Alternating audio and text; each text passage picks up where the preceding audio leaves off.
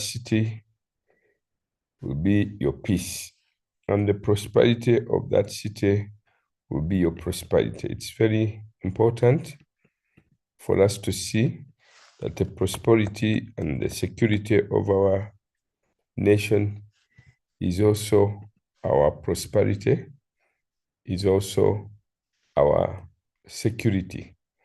And for that reason, we continue to encourage all of us to continue being faithful. And thank you, all of you who have been faithful at this altar.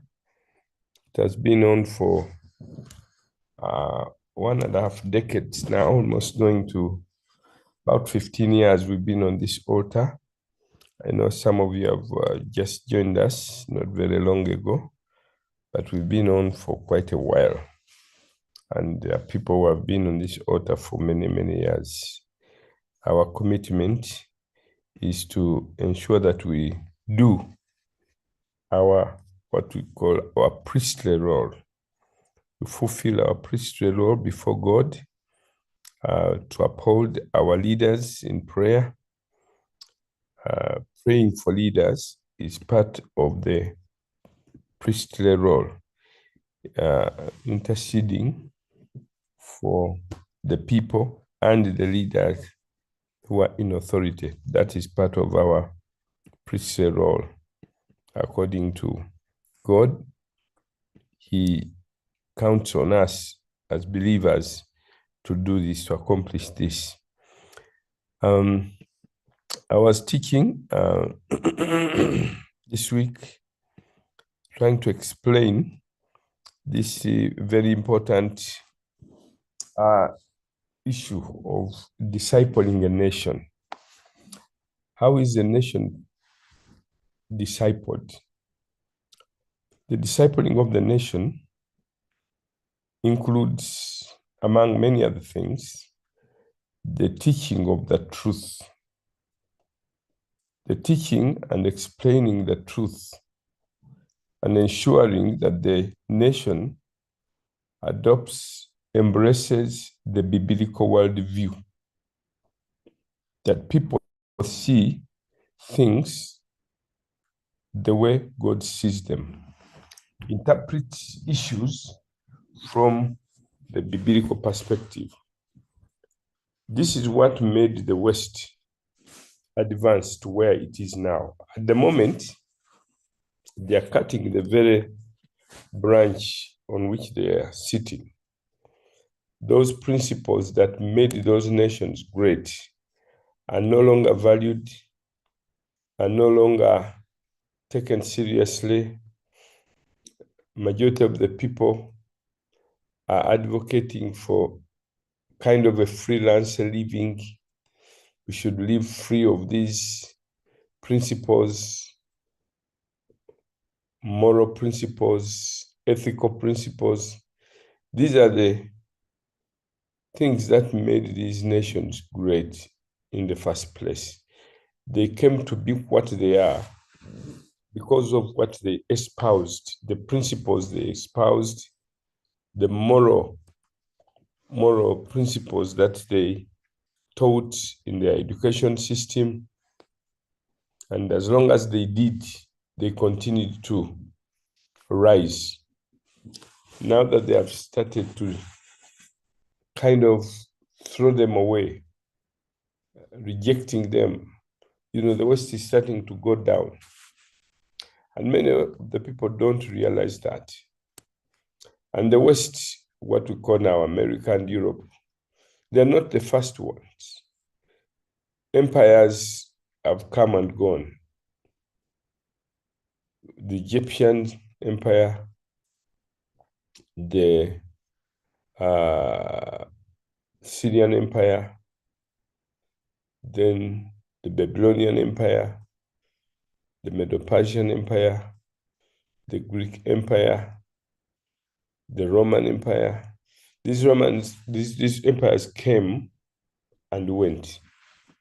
And when you study the rise of these empires, it was because that during their time, there were some key principles that really made them rise to that level. They rose because at that time, they embraced principles which were better than all the other nations. For example, the Roman Empire, that time advocated for the rule of law, not the way we interpret it today, but the justice system. They had a very, very strong Roman law. They lived according to the laws, and there were rights, although at that time they did not have the interpretation of the human rights that we have today, because rights were only for the nobles. The slaves in the Roman Empire did not have the same status as the rest of the Romans. And so they did not have the rights, equal rights, because people were not equal. The nobles were in a class of their own. Then there were others, the priesthood. Then there was a class which was called the Roman citizens. You are in the Roman Empire, but you're not a Roman citizen. So there were those who are called the Roman citizens. For example, when Paul was being beaten, and he said, "I'm a Roman citizen. You are beating me without a trial." Oh, all the soldiers, desisted from doing it because you did not treat a Roman citizen that way. So the Roman citizens had a special status. Paul was not among the nobles, but he was a Roman citizen. So there were nobles, there were those who were Roman citizens, there were others who were, then there were slaves. So although they had all these different classes, at least there was some form of laws and the general development. They believed in making roads. The whole Roman Empire was full of roads. They built roads. They conquered the whole of Europe. Britain was under the Roman Empire. It was conquered in 44 BC. So 44 what? AD, yeah. So you can see that these empires rose because of certain principles, good principles at that time. They were the best at that time. But then they started to become corrupt, and as soon as they would become corrupt, those empires would fall. Now, that's what is happening in our time. If you don't study history, you end up repeating it. Now, why am I teaching and explaining this? Is because in our time, it's very important to understand where we've come from, how we got here, and where we are going. And as church, we need to see where we are falling short.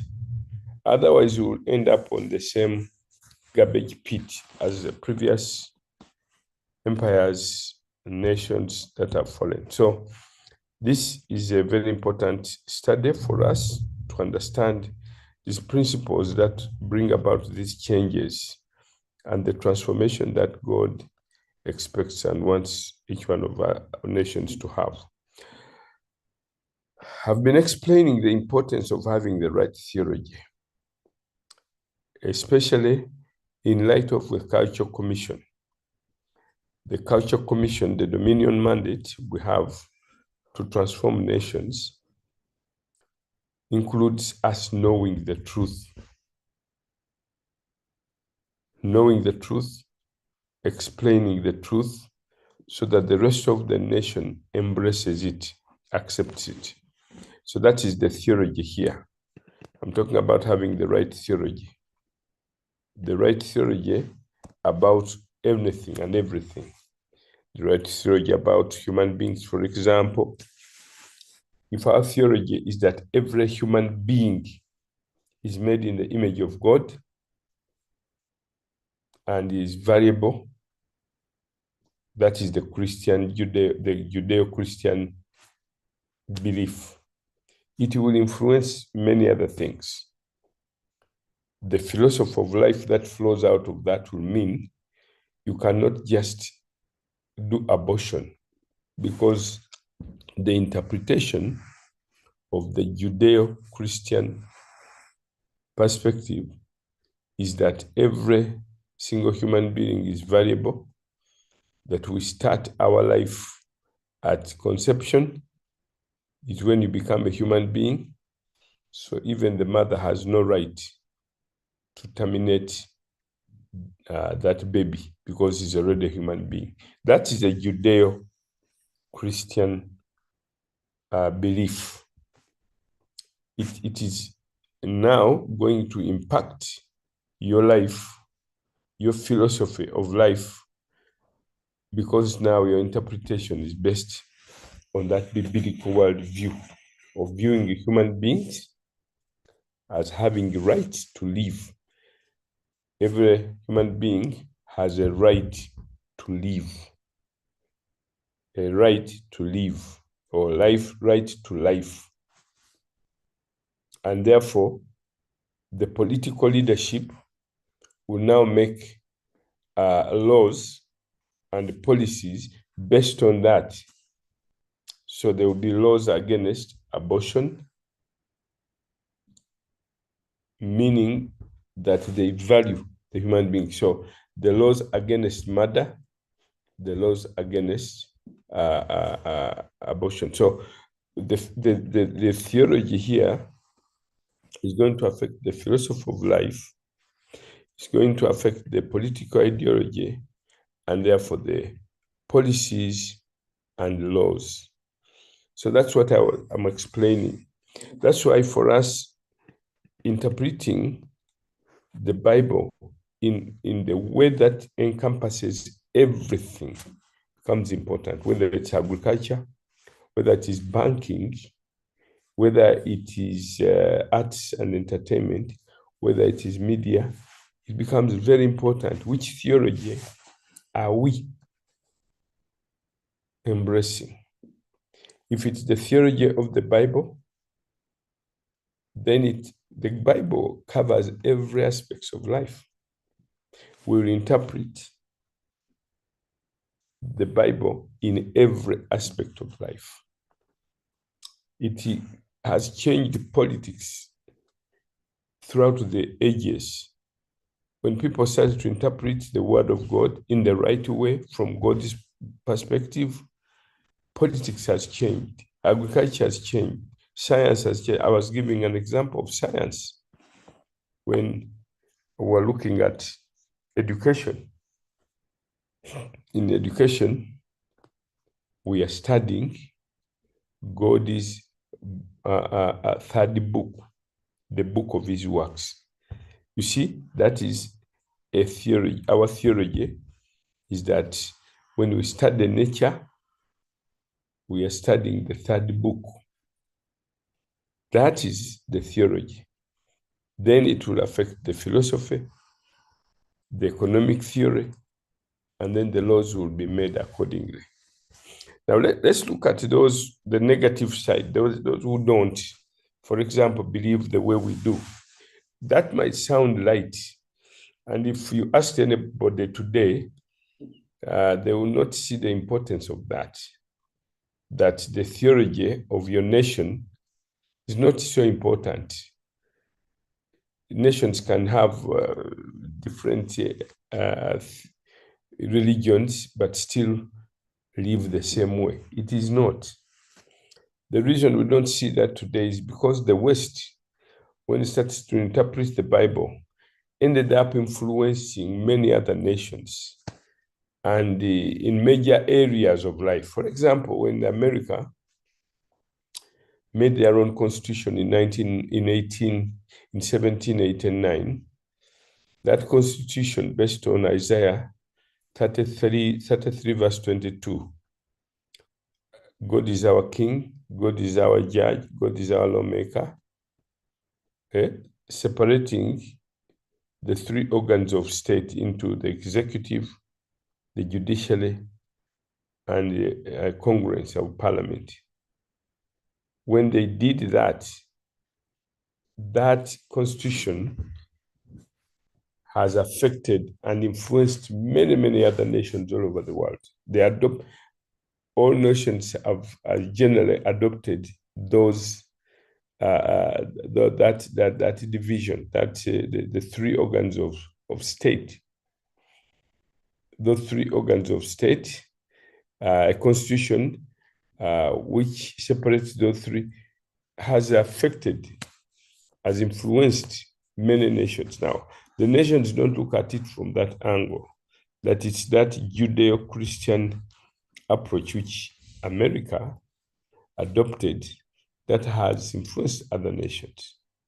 That even the British system, earlier on, from 1215 AD, when the British started to acknowledge the need for human rights, for basic rights.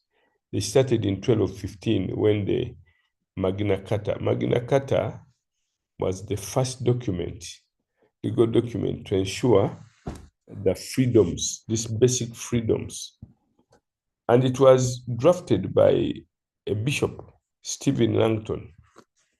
Stephen Langton saw that there was a clash, a conflict arising between the king and the nobles, and it had to do with rights, because the king was encroaching on the rights of the nobles, and then the clashes were continuing. They were simmering, and they managed to sit with the nobles, approached King John, and then they literally almost forced him, and he had to acknowledge what was happening, and then he signed the Magna Carta. Some of you have heard of the Magna Carta, the first document to start ensuring that freedom. That was 1215 AD, way back many, many years ago. So Britain was on the course of ensuring political freedoms, social freedoms, and so on. So the philosophy, that Bishop Stephen Langton was a very serious and godly man. He's the one who put the verses, what we see the verses today in the Bible. Those verses were not written there when Paul, Peter, Mark, when they were writing, they never put verses. That same bishop is the one who put those verses, chapters and verses, to make it easier to refer to passages. That same bishop, Stephen Langton, is the one who mediated and facilitated that process. And when the Magna Carta was signed, there was peace. The tensions, which had been simmering for a while, ended, because he helped. He's doing his prophetic role and the priestly role at the same time, and is impacting on the political theory. His theology is impacting the philosophy of life, that is freedoms, rights and freedoms of nobles, and now it went into political, because now they signed it into a political document that is political ideology, and then later on the laws were formed according to that. For those of you who are sufficiently interested, I can share with you some of these things, especially many of you who want to get involved in politics. It's so important that for you as aspirants, you really have to do some study to understand the spheres where you are going, so that you go as an informed leader. What we're having today are people just going to parliament to shout for this just because they have interests here and there. And they don't even bother to look at what does God say about this. Now let's look at Islam, for example, and the effect that Islam, when a nation, look at the Islamic nations today. The Islamic nations, Well, let's look at this template here.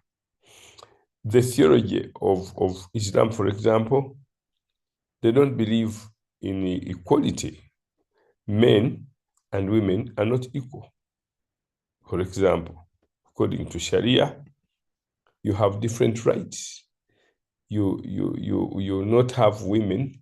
For example, in Saudi Arabia, the women are on a lower level than the men in so many aspects. They are given some rights of inheritance here in Sharia and so on. But even in the prayers, the mosques, they don't sit together. So you can see that by itself is big, because the philosophy of life will be different, because they will not treat you the same way. You cannot become a political leader, for example, in Saudi Arabia, because Saudi Arabia as a nation fully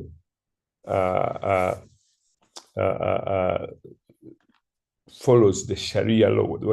What we have as the Bible here, they have the Quran and the laws, the political laws that affect every aspect of life. It's called the Sharia. And what we have as rights is not what they have as rights. During the time after the Second World War, what actually happened? Let me give you a few of those points. I think it would be good for you to get an example and understanding. Saudi Arabia, Islam and freedom.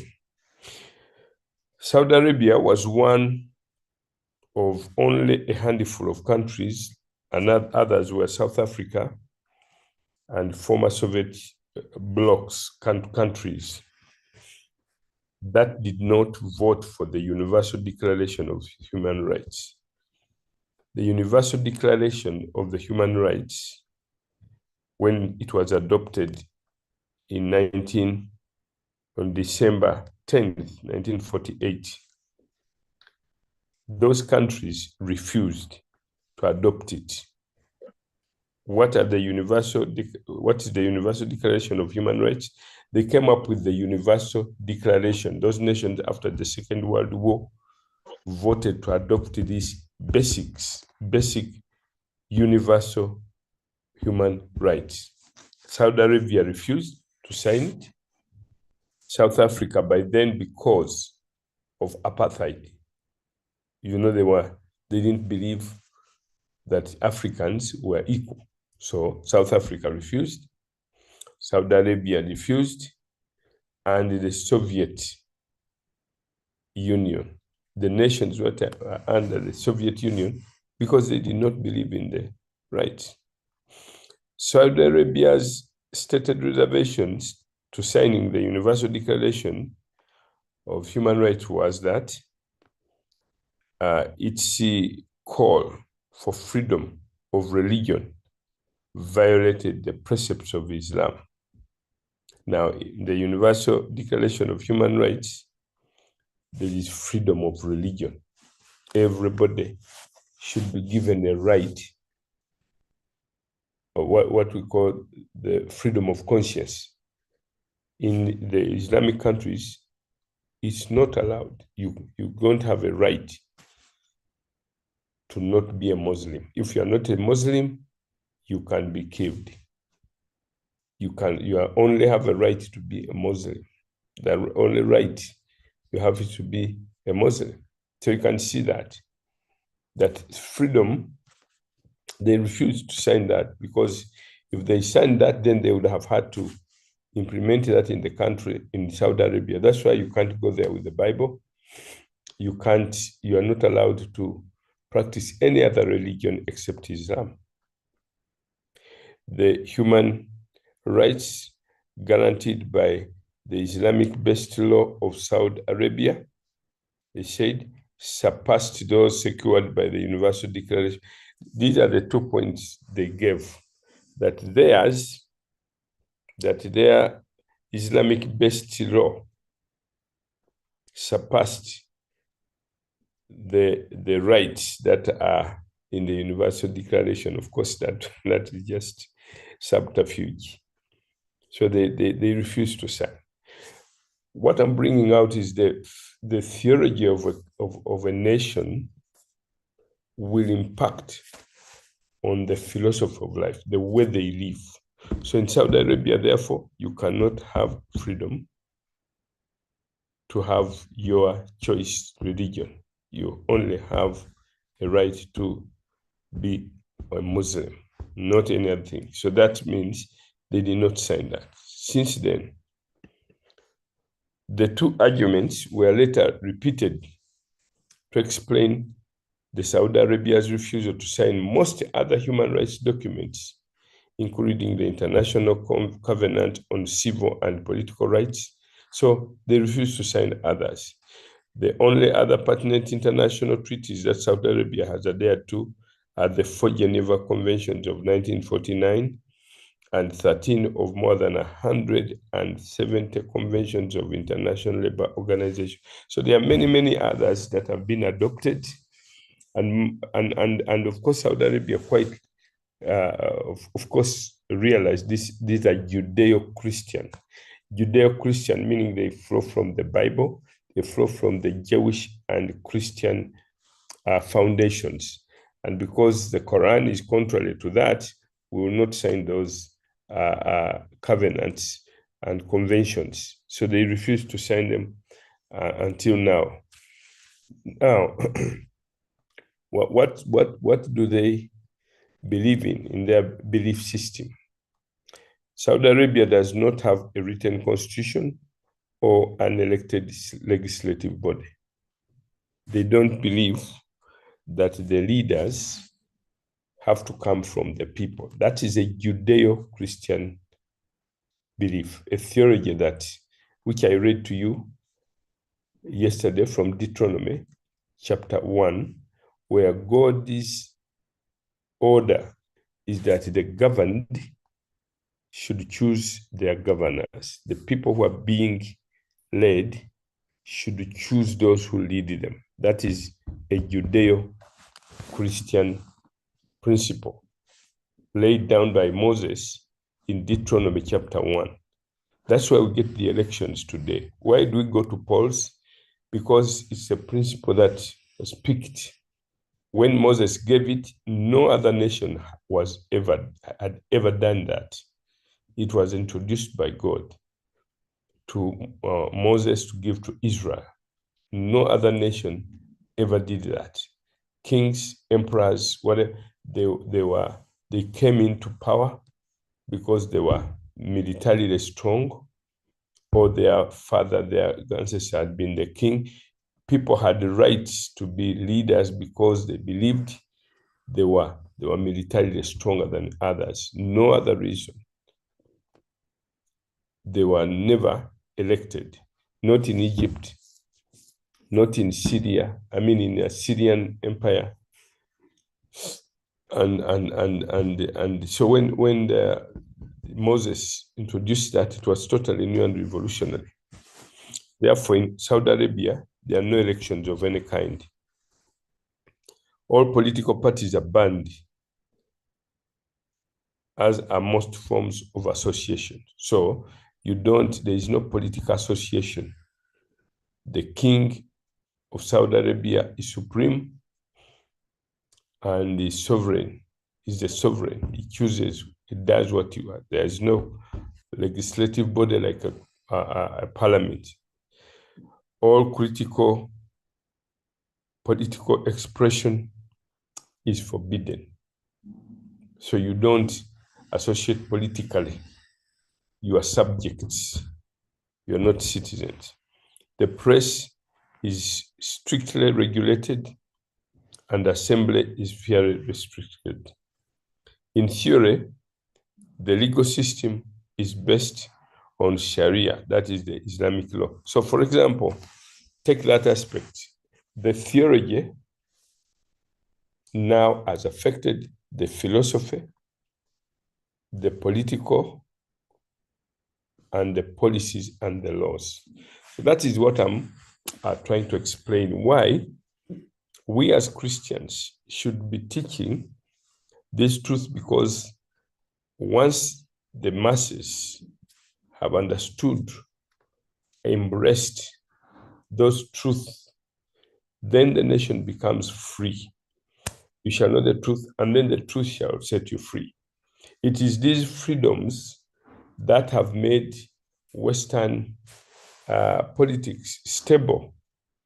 Why? Because everybody knows what their rights are. Now, for them, they are going at the extreme, pushing these rights into realms that they shouldn't, where the rights are applied in the rights scheme. For example, your right to choose leaders is good. But when you press your rights beyond measure, for example, that I now have a right to terminate abortion, to terminate and abort the fetus in me. Now that is a misuse. That is the abuse now that is taking place in Europe and in America. The people understand their rights. They are ready to fight for them, what they call the liberty, their liberties. But now they are taking those freedoms into extremes, because although you have rights, other people also have rights. Where my rights end is where your rights start. So I cannot have rights and violate other people's rights. So the baby has a right also, a right to life, as much as I also have a right. So if these rights are exercised in their proper context, and then the government, in the declaration, for example, in the American Declaration, was that all men are created equal and they have inalienable rights. And governments are instituted among men to protect these rights. See, that's the proper understanding of government. All people have rights. They cannot be taken away from them. The only purpose, the reason governments are instituted among men, is that they are to protect those rights. To protect which rights? Life, liberty, and pursuit of happiness. Life, liberty, that's freedoms, that there is a right to live or to life.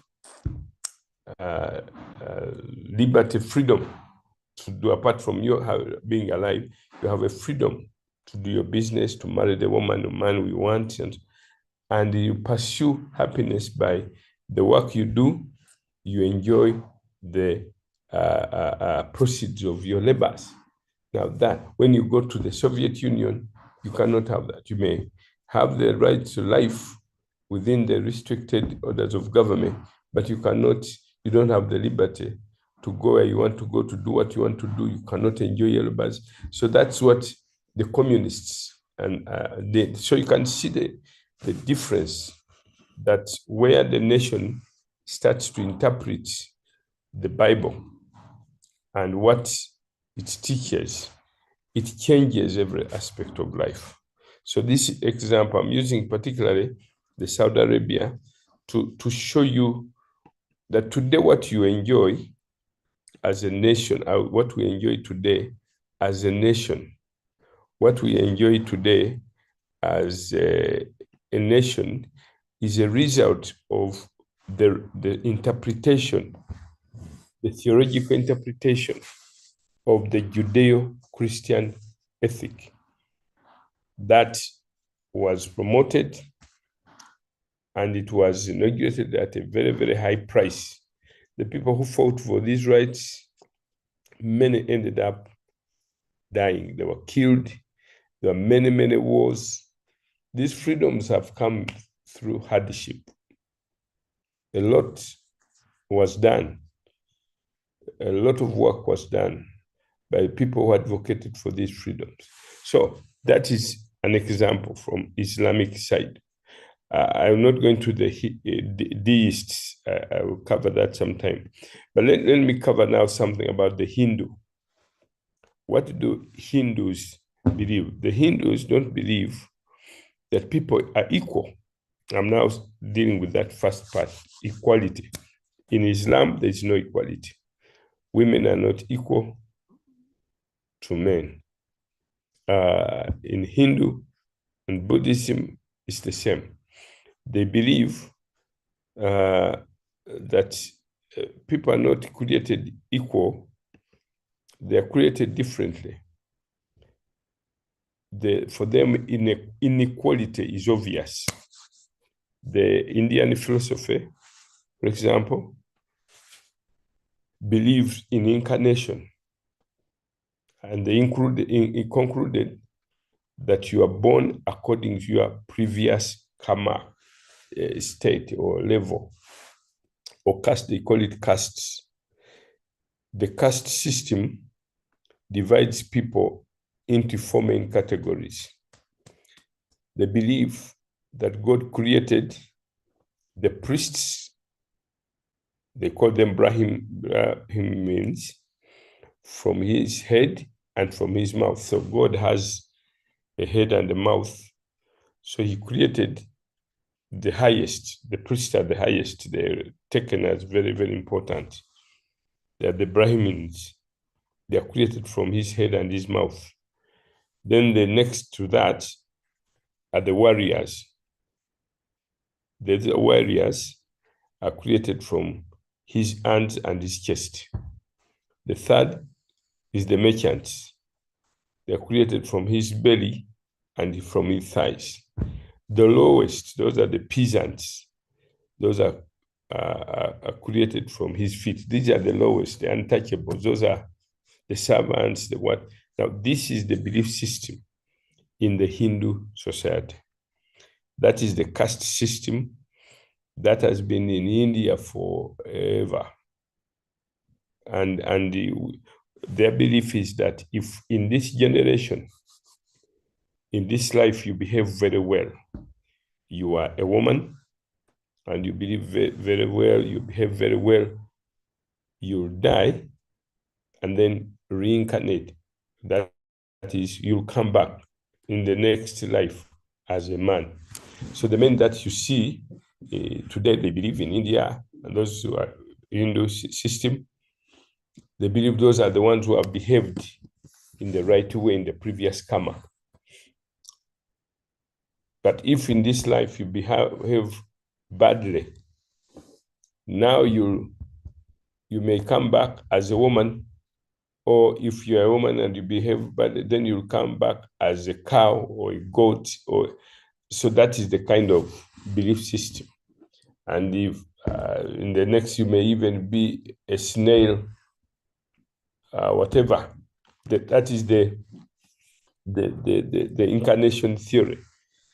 They don't believe in equality. They believe in inequality. And that inequality is based on the life that you are living today. Even the Greeks, for example, Plato, in his Republic, he didn't believe in the equality of all people. He said the philosophers are on a higher class, next to the merchants, and then the farmers. That's what the Greeks believed in. There was no equality in the Greek civilization. And that is what makes the Judeo-Christian belief very different, because they believe in the equality of all people. Martin Luther said we are all priests and kings. All are created in God's image and therefore equal. Every individual has a unique dignity. God loves them, all of them. Jesus died for all. And you know, when Christianity started, it was coming from the it was like a sect of Judaism. And you know, the first Christians had the first Gentile Christians had a challenge, because the Jews did not want them on the same platform. You remember that battle, which Paul in particular had to fight. The Jews had wanted to remain on a pedestal so that the Gentiles, when they believe, They are a lower class of Christians. They were insisting if you want to believe on Jesus, first become a Jew, be circumcised first, then you are born again. That was a big issue. It created a big, controversy in the first church, and the first council, church council in Acts chapter 15 was to handle that. Do Gentiles have to first become Jews in order to be converted? All the apostles came together to discuss this matter. And then it was finally resolved that Jews and the Gentiles are on the same level. They are equal. And they are all saved by grace. And God had to intervene, specifically taking Peter to Cornelius' house and revealing himself to him and showing him that God has given us the same rights. And in the writings of Paul, he's emphasizing that. He said, I had to oppose Peter at his face when I saw him compromising this very important issue. When he came to Antioch, he was eating with the Gentiles. When those Jewish fundamentalists came to Antioch, he segregated, he avoided the eating with the Gentiles. And he said, when I saw this, I thought it was going to create a big problem. And so I had to oppose him to the face because Barnabas had also been influenced by him. I had to stand for that truth, lest the gospel. So Paul was specifically raised by God, not only to preach, but to explain in writing and to ensure this truth is maintained. Now, that is what became the Judeo-Christian background of equality. Equality of all people. All are created in God's image. There is therefore neither Jew nor Gentile, no male nor female. Galatians 3:28. So that is the issue of equality. So when you come to the Christian, to Judeo-Christian ethic, there is equality.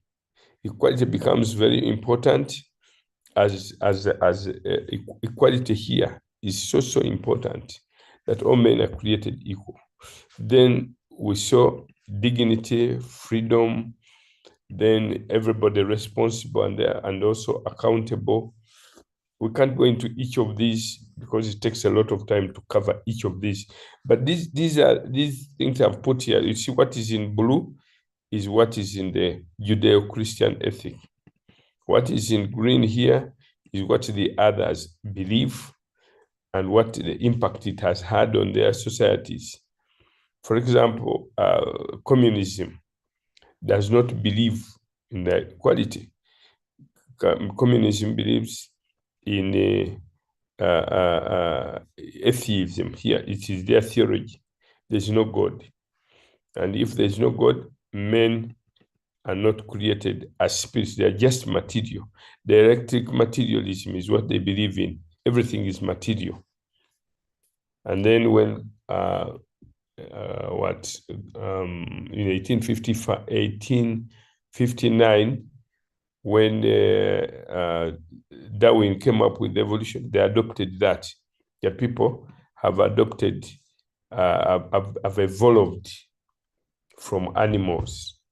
So Karl Marx and Friedrich Engels, who had come up with the theory of communism, when they had Darwin has come up with this, so they say, that is the theory that we need. So they adopted that. They said we'll use evolution as the interpretation of the human being. The human being is not created, but he has evolved.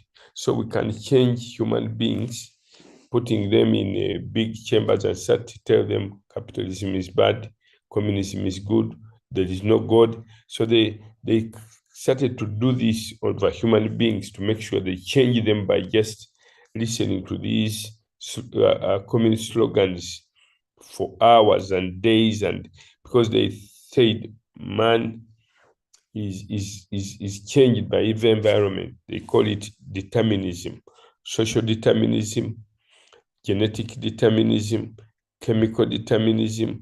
You're not determined by God, you are determined by your environment. Social determinism or genetic, what the LGBT are saying. I'm a human, I'm a man trapped in a female body genetically. Now, they can't prove that. Nobody has proved that anybody is born homosexual. It has not been proven. It is not there. It's not true, but that's what they call it. Chemical determinism and so on. I've just talked about the caste system, for example, in India. The philosophy of life flows from the theology. So if you believe, like the communists, that there is no God, then you treat people not with the dignity they deserve, not with equality, but according to these other belief systems. You'll not give them the dignity that they should have, because God gives man dignity. Man is created in God's image. That is man's dignity. Is elevated above other forms of creation. But now we believe there is no God, then human beings are treated like animals because they are not any different from animals. Human beings are not spiritual beings. They are just material like any other.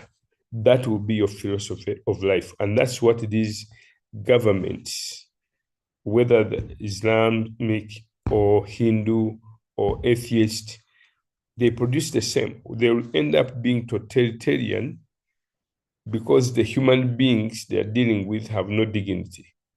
The Marxists, the communists, the socialists will all be totalitarian and fascist. Why?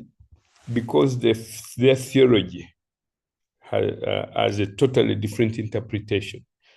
If it is Islam, it will interpret the difference between men and women, and then also rights. They look at it differently.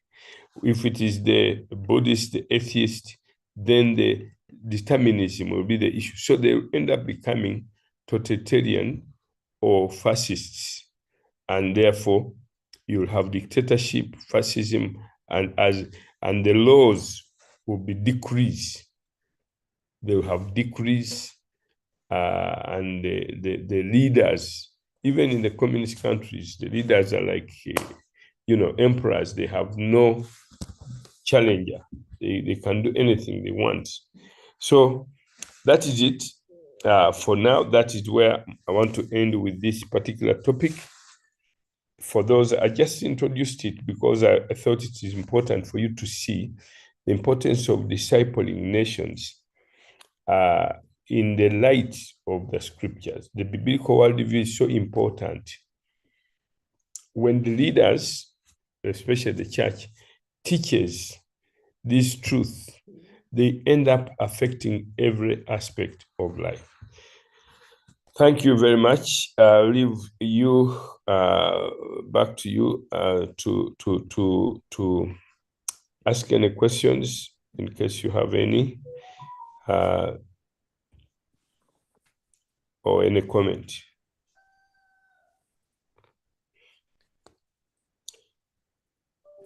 Yes, we have here one iPhone says, "Thank you, Bishop. This is so incredibly insightful and liberating.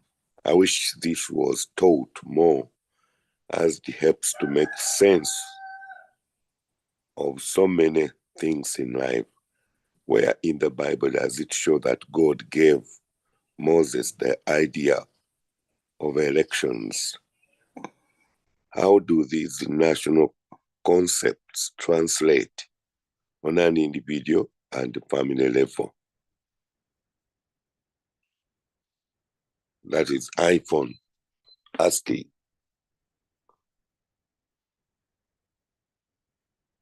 Bishop.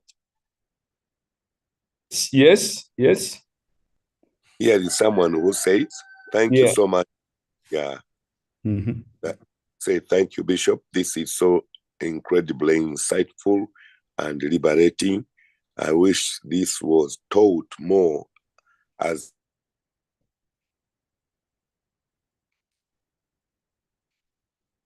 so many things in life.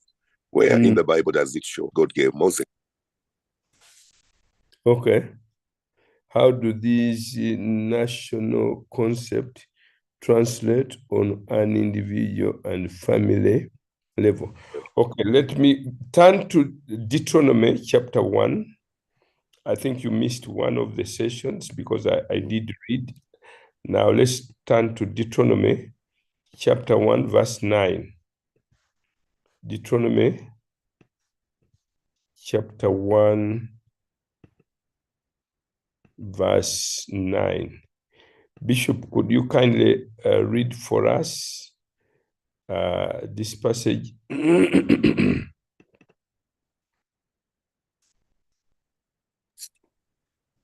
And I spoke to you at that time, saying, I alone am not able to bear you. The Lord your God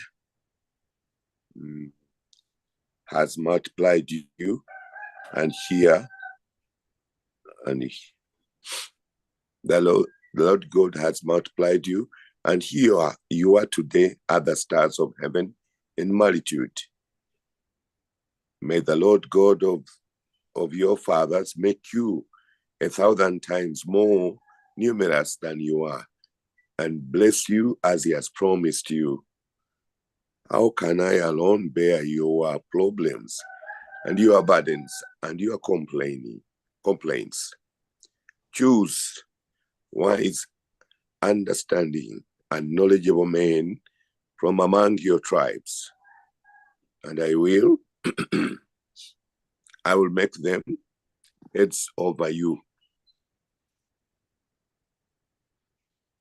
So you see that this is for the first time Moses is telling the masses to elect their leaders. Choose. Whom should we choose? Wise, understanding, and knowledgeable men. Where are we choosing them from? From among you, among your tribes. And what are they going to become? They're going to become heads over you. So leaders are being picked from among the people. The best of the people are going to be chosen as leaders. And the people answered and said, the thing which you've told us to do is good. So I took the heads of your tribes, wise, knowledgeable.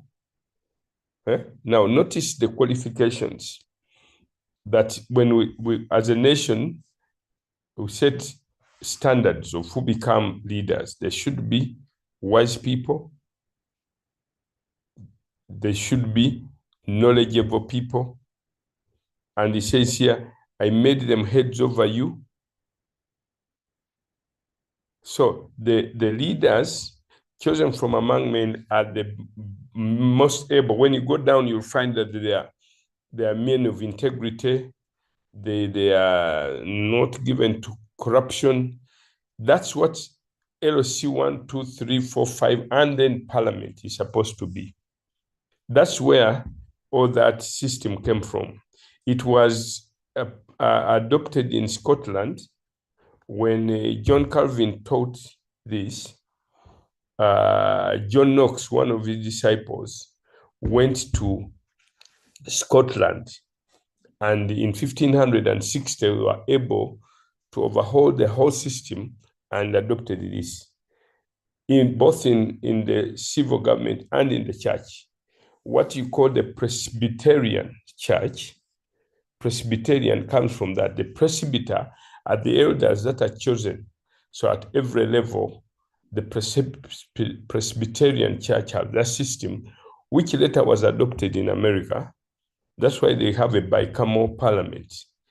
The members of parliament are chosen from the people, from the electorate. They call the House of Representatives.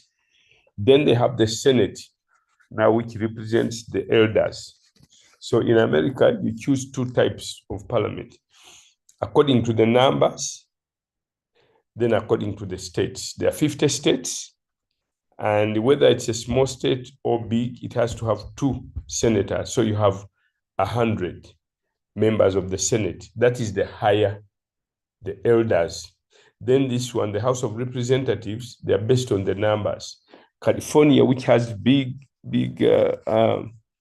population, has more House of Representatives, while smaller ones, like Idaho and others, have smaller. But when it comes to the Senate, they're equal. Whether small or big, the number is the same, just 2 representing each state. So they adopted that from the Scottish system, because you remember that the people who went to America were coming from Europe, and they adopted that. So here is saying leaders of thousands, leaders of hundreds, leaders of 50s, leaders of 10s, and officers for your tribes. Then I commanded your judges, and these are the people who now became the judges.